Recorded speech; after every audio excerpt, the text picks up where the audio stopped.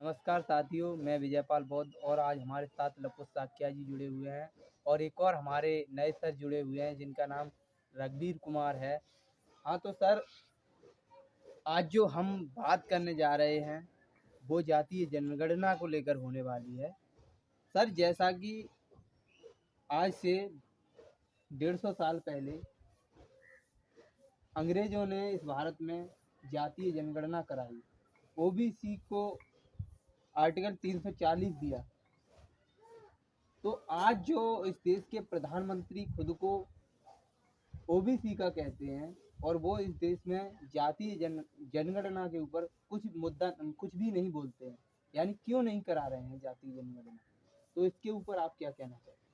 देखिए, इसके दो बड़े कारण हैं। पहली बात तो जो इस देश में जो पिछड़ा वर्ग है, इसकी जो आबादी देश में है लगभग 1931 के आंकड़े के तहत हम बात करें तो लगभग 52% उस समय का था। लेकिन आज तथाकथित 75 सालों की बात करें तो अगर ओबीसी की गिनती होती है तो 65% बैठेगा जी। लेकिन अब तक की जो सरकारें जो रही हैं, चाहे कांग्रेस की हो चाहे बीजेपी की हो, कि ओबीसी की जनगणना ना कराना कि ओबीसी देश में जो है वो बहुत बड़ा एक तबका है और ओबीसी को मालूम पड़ जाएगा इस देश में हमारी कोई ताकत है और इस देश को हम सरकार को बना भी सकते हैं और बिगाड़ भी सकते हैं। दूसरा इसके पीछे बहुत बड़ा रीजन है, जैसे जो ओबीसी के लोग हैं वो पहली बात तो अपने आप को ओबीसी नहीं मानता है। इस देश के जो लोग हैं वो ओबीसी मानने को तैयार नहीं है। नहीं। तो समाज में जानकारी का अभाव है। हाँ। तो जब ओबीसी जैसे मान लो अपने आप को ओबीसी के नाम पर अगर लड़ाई लड़ेंगे तो ही तो अधिकार मिलेगा। जी। तो ओबीसी के लोग जाति की लड़ाई लड़ते हैं, चाहे कुशवाहा हो, शैक हो, सैनी हो, पाल हो, धनगर हो, यादव हो, ये सारे जो लोग हैं ये जाति की लड़ाई लड़ते हैं, ओबीसी की लड़ाई नहीं लड़ते हैं। और ओबीसी की लड़ाई इस देश में सर कौन लड़ रहा है? इस देश में अगर बात करें तो राष्ट्रीय पिछड़ा वर्ग मोर्चा, जिसके राष्ट्रीय अध्यक्ष माननीय चौधरी विकास पटेल जी हैं।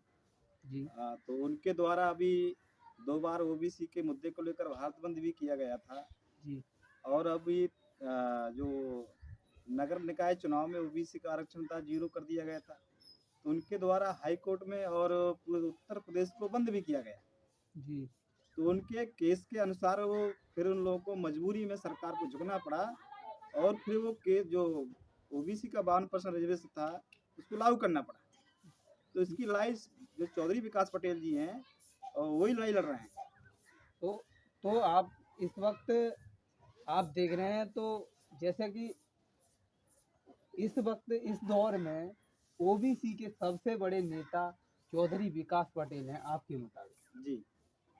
तो आप आज उन्हें समाज जो है सपोर्ट नहीं कर रहा है, क्या कर रहा है समाज सपोर्ट? नहीं, ऐसा तो नहीं है, क्योंकि समाज में उनकी विचारधारा को तमाम जो आज मुद्दा बना हुआ है, अभी आप देखते हैं तो ओबीसी के लोग जो हैं वो गिनती नहीं जानते थे कि ओबीसी क्या है। आज उनकी जन जागृति की वजह से और जो माननीय बावन मेश्राम जी हैं, वामसेप के राष्ट्रीय अध्यक्ष हैं, उनके द्वारा पूरे देश भर में ओबीसी का मुद्दा पूरे देश में मतलब इसको लाया गया। तो आज चौधरी विकास पटेल जी के नेतृत्व में लड़ाई लड़ी जा रही है। तो ओबीसी की लड़ाई ऐसा नहीं कि नहीं लड़ी, लोग नहीं मानने को तैयार है। ओबीसी की ओबी आप कह रहे हैं ओबीसी की लड़ाई जो है बावन मेश्राम साहब लड़ रहे हैं और चौधरी विकास पटेल लड़ रहे हैं। जी। उनका राष्ट्रीय पिछड़ा वर्ग मोर्चा चौधरी विकास पटेल सर का, और इसी तरीके से ओबीसी महासभाएं लग रही हैं, वो इस देश में क्या परिवर्तन ला रही हैं बताइए? नहीं, जो ओबीसी की जो महासभा जो लग रही है वो सिर्फ राजनीतिक महत्वाकांक्षा उन लोगों के अंदर है। वो सिर्फ जाति के नेता बनना चाहते हैं, वो रियल ओबीसी लड़ाई नहीं लड़ रहे हैं। अगर रियल ओबीसी की लड़ाई लड़ रहा है तो जैसे अभी चौधरी विकास पटेल जी के द्वारा उत्तर प्रदेश में इससे पहले चुनाव से पहले पूरे देश में प्रवर्तन यात्रा निकाली गई थी, ओबीसी की जाति गणना होनी चाहिए। दूसरा भी महाराष्ट्र में भी प्रवर्तन यात्रा चल रही है, ओबीसी जाति गणना होनी चाहिए। सर, मानते हैं हम ओबीसी की जाति जनगणना हो जाएगी, इससे हमारे समाज को क्या क्या फायदा हो सकता है? देखिए, गिनती का मामला जो है एक परिवार और सदस्य मामला जुड़ा हुआ है, क्योंकि जिस व्यक्ति की गिनती नहीं होती तो उसकी कोई वैल्यू नहीं होती। जी। तो जैसे गिनती अगर हो जाएगी तो उसका एक मालूम पड़ेगा कि देश में हमारा कितना हिस्सेदारी है, शासन और प्रशासन में कितना हमारा प्रतिनिधित्व है, ये सारी जानकारी उसको होगी। तो जैसे आईएएस हैं, पीसीएस हैं, डीएम हैं, कलेक्टर हैं, तो उससे क्या होगा, उनके समाज में डॉक्टर, इंजीनियर, प्रोफेसर और मास्टर, नेता अभिनेता पैदा होंगे। ये गिनती का मामला है। गिनती से ये जी फायदा होने जी। वाला है। तो इस वक्त क्या नेता नहीं है ओबीसी के? नहीं, नेता जो है ओबीसी के वो रियल ओबीसी के नहीं है। चाहे कांग्रेस जैसे अगर बात करें, तो राजनीतिक जो पार्टियां हैं, चाहे कांग्रेस रही हो चाहे बीजेपी रही हो, तो वो उनके सारे लोग जो लोग हैं उनके द्वारा नॉमिनेटेड है, नॉमिनेट नॉमिनेटेड। किया गया है। तो उस वजह से वो ओबीसी मुद्दे की लड़ाई कहाँ बोलते हैं वो लोग। अभी आपने जिस तरीके से इस देश में देखा है कि ओबीसी के लोगों में बामन विश्राम साहब की विचारधारा फैल रही है, चौधरी विकास पटेल के द्वारा बार बार भारत बंद का किया जाता है, जिसमें कुछ सफलता मिलती है और कुछ विफलता मिलती है। विफलता तो कम है, सफलता ज़्यादा जी। है। आज ओबीसी के अंतर्गत क्या शिक्षा कम है, या फिर वो बुद्धिहीन है, या फिर अज्ञान है? क्या कारण है कि ओबीसी खुद को ओबीसी नहीं समझ पाता? देखिए, आपने जो सवाल किए हैं वो पहली बात तो आपका जो सवाल है वो, क्योंकि ओबीसी इस देश का बुद्धिहीन तो नहीं है, ऐसा तो नहीं कह सकते, क्योंकि अगर ओबीसी बुद्धिहीन होता तो आज फसल पैदा कौन करता है? ओबीसी लोग पैदा करते हैं, ओबीसी किसान जाति के लोग हैं। इस देश में सबसे ज़्यादा जो मतलब जो लोगों को जो देने वाले लोग हैं, समाज को देते हैं सारी चीज़ें जो है, ओबीसी के लोग हैं। मतलब थोड़ा से लेकर ये सारे चीज़ कौन करता है इनमें मानस किसान तो से जुड़ी हुई चीज़ें सर हैं। ओबीसी के लोग किसान हैं, तो इस देश में 75% किसान हैं, उसमें SC ST ओबीसी के ही हैं। सबड़ जातियां तो आती नहीं, जातियों के लोग तो कभी खेतों में काम करने नहीं जाते, ओबीसी के ही लोग काम करने जाते हैं अधिकतर।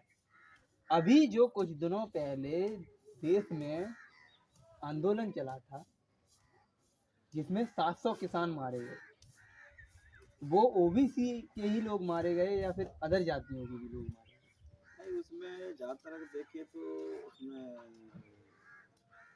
ओबीसी जो किसान जाति के जो लोग हैं, उसमें किसान जाति के किसान ज़्यादा थे। तो क्योंकि उसमें कई सारे बहुत 702 करीब किसान शहीद हुए थे उस आंदोलन में।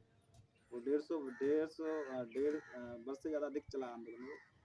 तो मामला उन लोगों की मांग भी थी कि हमारा एमएसपी कानून लागू होना चाहिए। जैसे किसी कंपनी को अपना मूल रेट का अधिकार निर्धारित करने का अधिकार है, तो हम किसानों को भी होना चाहिए। जी। दूसरा, आप एक सवाल जो आपने किया था उसका भी उत्तर मैं बार बार उसको दोहराना चाह रहा था कि ओबीसी की जो गिनती है वो क्यों नहीं हो पा रही है, इसके कारण क्या है। हम्म, तो ये जो सवाल है ये बहुत अहम बात है।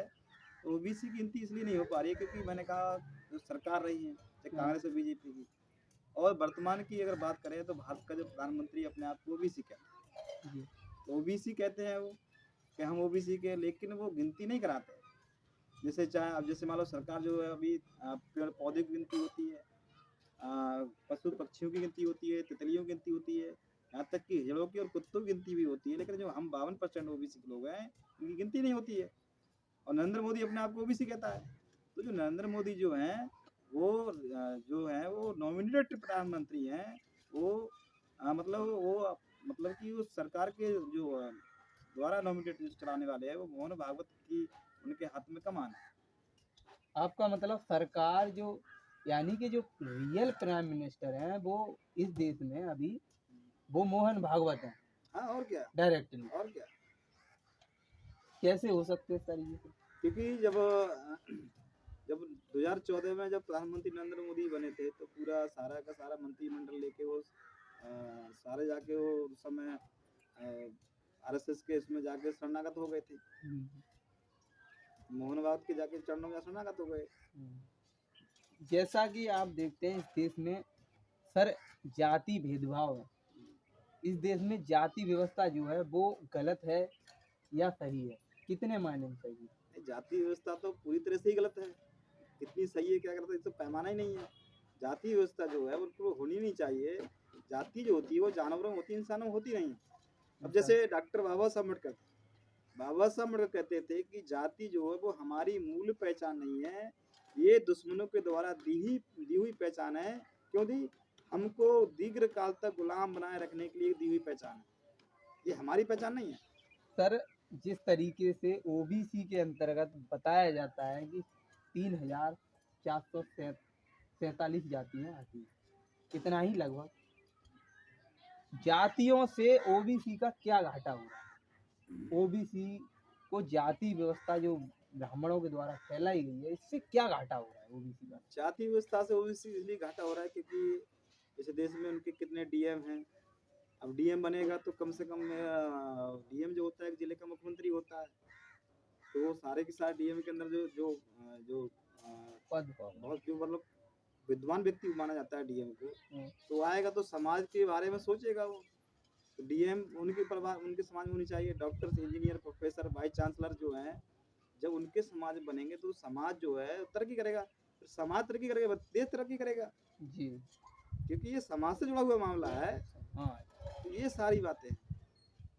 सर, जैसे कि ओबीसी की जातीय जनगणना न कराने का मुख्य कारण क्या है? ओबीसी अगर जाति जनगणना हो जाएगी या जागृत हो जाएगा, तो इससे बीजेपी को क्या झटका लगेगा?